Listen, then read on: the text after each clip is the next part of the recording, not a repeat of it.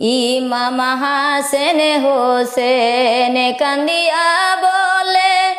ও গো নানা উঠো না, একবার ওইটা কথা কও না, দিলি কলি যায় মানে না, একবার ওইটা কথা কও না, দিলি কলি যায় মানে না।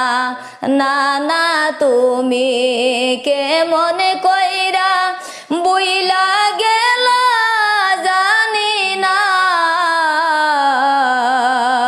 তোমার কথা মনে পড়লে